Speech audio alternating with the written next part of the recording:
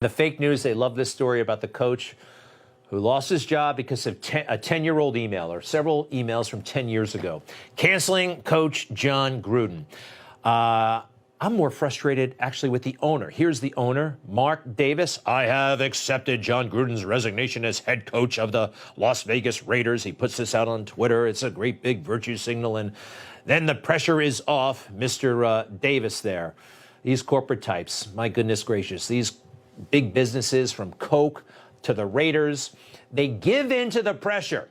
These corporate types, they're so scared of the mob. They hate being criticized on Twitter.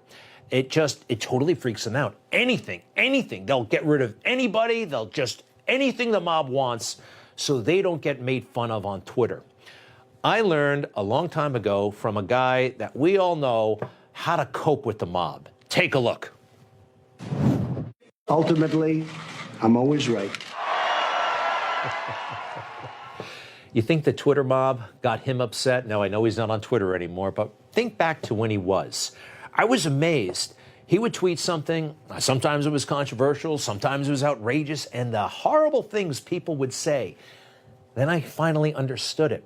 He did it on purpose. He did it to see what people were thinking. He did it to see also what the critics would say.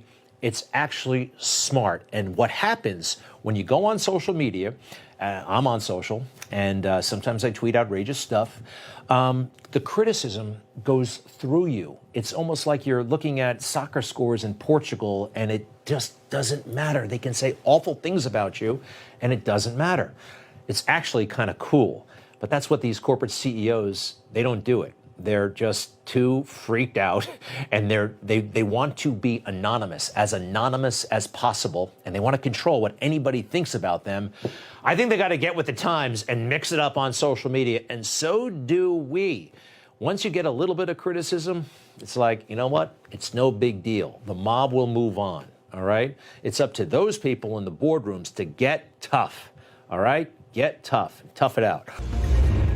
Hi, Rob Carson here. If you love watching Newsmax, you're really going to love listening to our new podcast. It's called the Newsmax Daily. I host it, and I give you the best briefing of the big news of the day, top newsmaker interviews, and even, yes, a few laughs. I know it's hard to believe.